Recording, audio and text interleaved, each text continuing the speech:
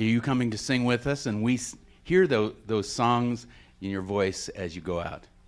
It's really great. Thank you.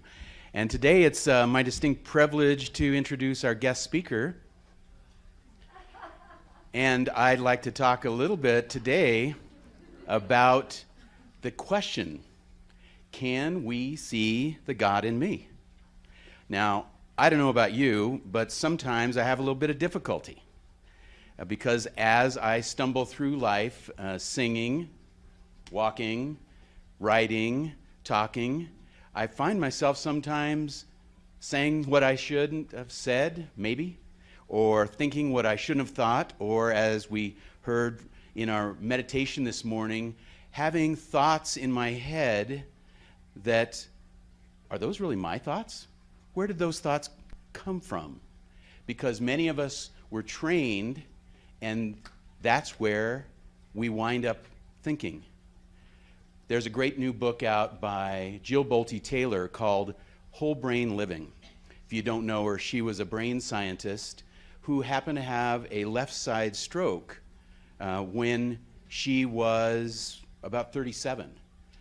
As a brain scientist, she knew exactly what was happening. Oh my gosh, I'm having a stroke, and I didn't even know where it is.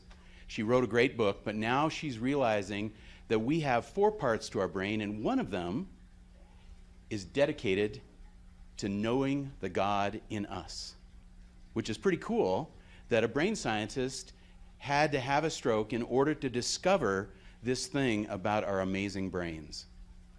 So I'm going to use a little bit of stories from my own life, and then you can fill in, just like with treatments, we use the I statement, but you are supposed to take that as yours and interpolate to have it be the way that you'd like to see it come out. So let me see if I got some notes here. So Ernest Holmes said that we believe that heaven is within us and that we experience it to the degree that we become conscious of it. So part of our job is to find out, how do we become more conscious of the one inside of us? We speak about it, but we need to bring it to the forefront, and we need to be able to live it, in a sense. So this is one of the beliefs, and you'll find them in the front of the Science of Mind magazine every month, and this is one that I think really fits with today's talk. Now, as I grew up, I was lucky, because as a kid, you look out there and you see everything is cool. And so when I looked out my backyard, I could jump over the fence, and there I could walk up to Casper Mountain. What a delight, because as a kid, that means I'm free. I jump over, and there's a whole world to explore. And so I thought, well, this must be the way it is for everyone. But we lived on the edge of town. It's not that way for everyone. A few years ago, we had a diversity training, and some of you, I think, were able to come to that. We held it over at Embry-Riddle, and for those of you that haven't done it, we did a thing called the privilege walk, where we all stand in a line, and then a series of statements are made, and you step forward if it applies to you, you stay still if you're not sure, or you might even step back if you feel that it's actually calling you to show that, oh, I'm not as privileged as I might have been. We go through that step, and you find yourself spread out, and you find those at the front, and there are some that are further behind, but you wouldn't know from the outside, because we don't carry signs on us out here that say, man, I had some things go on in my life. So I'll give a little story. Guess what? Looking at me, I have been very lucky in my life, so I have huge privilege as it's spoken about in the United States, in our culture. And so growing up, one of the things that we had is that, there's a little statement here, if it comes up, maybe it won't come up. Oh, there it is. Ralph Waldo Emerson said, never lose an opportunity to see the beauty. And so right now, as we're looking around and we're thinking of our own lives, think about the beauty that you have experienced in your life. Yes, there may have been ups and downs, but every day we have the opportunity, as Thich Nhat Hanh told us, to find the beauty in the everyday moment. So that can be tricky. That can be tricky to do. So here we are. Now, as I said, when I grew up, I was in Casper, Wyoming, and I believed that, let's see, I think it was the next slide, that we got to be inspired. And by golly, don't limit God by limiting yourself. And at that age, I thought the world was my oyster, right? And so I could look out and play cowboys and Indians in Wyoming and think, this is great. What a great opportunity, because as a kid, what kind of cares do you have? But you know that you get the chance to do almost anything you want until they tell you to go to school. And then there are other people that are telling you what to do, where to stand up, and how to sit down, and all this stuff. And it's sometimes difficult to see the God in you or in those in your family. Now, I had a big family, and sometimes it was difficult to see that they were okay. So the next one shows something, because can we see a God in a baby? Yeah. So this is my granddaughter. So, of course, she's the most beautiful baby in the entire world. And that's the way we think, right? Because when it's ours, we can only see that beauty. We can only see what is right before us. I think it's part of the survival of the species that babies are born so beautiful, because otherwise we might have a difficult time. For those of you that have been parents or have been around children, they're not always as beautiful as that. But isn't it easier to see God in someone else than it is to see in you? At least for me it is, because I know too much about myself, right? So whereas you can look at another person and you can assume, oh, they're great, they're wonderful. And same way with a family. We had 6 kids in our family. I think this a picture shows it. And it was sometimes very difficult to have grace for our brothers and sisters, especially my brother that's just 2 years younger than me. So we would bicker and fight, as people do as families. And it shaped the way I thought about life. It shaped the way that I looked about other people. And of course, things went wrong in our house. One of the things that was challenging is that my father, who's there, was the elementary school principal. But look at this one. Those of you that remember the family circus, something would go wrong. Oh, who broke my best dish? And you stand in a row, all 6 of you. Not me. No, certainly wasn't me. Not me. So there were ghosts in our house, and many houses had this same ghost of nobody and not me and I don't know. But to bring that down to truth, then it was fine. You're all going to be punished. You're all going to have time out. You're all not going to be able to play this week until we find the real culprit, or we just all were silent and we all had to suffer a little bit. But internally, we knew, if we weren't the culprit, we knew it wasn't me, but who was it? And can we see the God quality in that person who doesn't dare to say, it was me, I did it? Because who wants the punishment? No one wants the punishment. And so people always thought, oh man, you must have had an easy life because your father was the principal.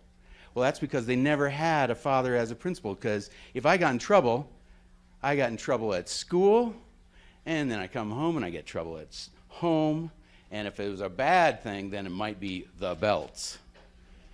Whoa. Corporal punishment back then. And there was always this line that's hard to believe. This hurts me more than it does you. I'm thinking, how's that possible?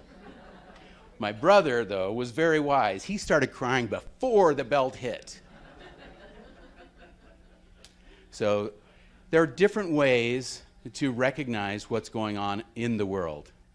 But one of the interesting things as we go out and we look at the divine nature, we recognize that love, I think it was in the previous slide, but I'll just say it. Love is seeing the God in the person next to you. And that was by Ravi Shankar. And he was a guru, as many of you know, as well as a musician. And he taught a lot of different things. Fast forward, as I grew up, with 6 kids, you can imagine it was difficult. My dad said, I don't have very much money to support you, but I will send you off to transcendental meditation classes.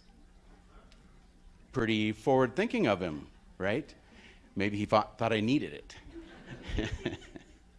So for those of you that don't know TM, it was the Maharishi Mahesh Yoga back in the day. And I remember my mantra even today, and it's a secret. We're not supposed to tell anyone our secret mantra. And it introduced me, though, to this notion of silence or meditation or finding that place within way, way long ago. Or it seems long ago now. At the time, I thought I was so smart. You know, here I am in college, University of Wyoming, and I figured, transcendental meditation, how hard can this be? Whoa. Turns out that when you are in your mind, it can take quite a while for you to discover whose voice that is that you're hearing, and how do you be with the voice, because first you have to be with it, then you have to decide whether it's yours. Do you want to retain that voice, or do you want to install some new voices in your mind? A voice that might say, you know what, you're all right. You're okay just the way that you are. Because that's the first step toward finding that God in you. So let's see where we stand here. So Ravi Shankar also said, meditation is seeing God in us. So here I am, a youngster. If I close my eyes and I don't look in the mirror, I'm still 24. Okay? Everyone has an age. There I am. So I was out hiking, and I love to go hiking in nature and then sit. Because what better place than to just hear the wind, the birds, the animals, whatever is happening, maybe by a stream, great place. Because when everything is peaceful, it's easier for me to become peaceful. But there's a famous thing, shows a person hanging on the side of a cliff, and peace is not being peaceful when everything's easy. You know you've got the lesson when the storm is going on all around you, and you can go, okay, I'm going to be present.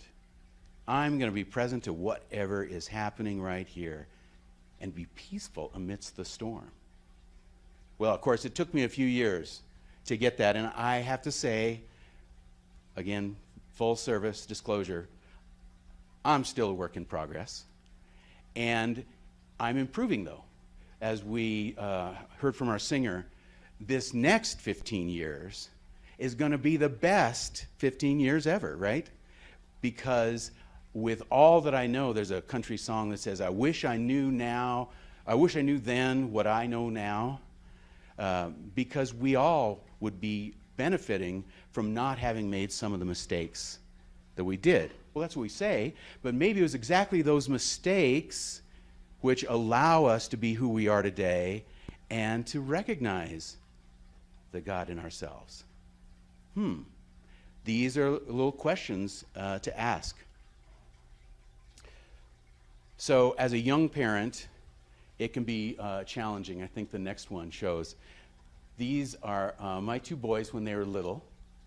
And Khalil Gibran said, your children are not your children. They are the sons and daughters of life's longing for itself. And here we can substitute, if you want, life for God or Buddha nature or any other word you like. But the reality is that we help them come into the world. And now next slide shows my oldest with his daughter, my granddaughter. Because you as parents are the bows from which your children, as living arrows, are sent forth. The archer sees the mark upon the path of the infinite. So that archer, pulling us as the bow, sends off our children, our children's children, our children's children's children's into the future. And that's a way in which we participate in this life. And all of us have been children, whether you've had children or not. We can feel that when we hear it. So one of the things that happens as we grow up is that we compare ourselves. I don't know if anyone else compared themselves. This is a Norman Rockwell painting. Here's an actress and a young girl looking in the mirror and wondering, can I possibly ever stand up?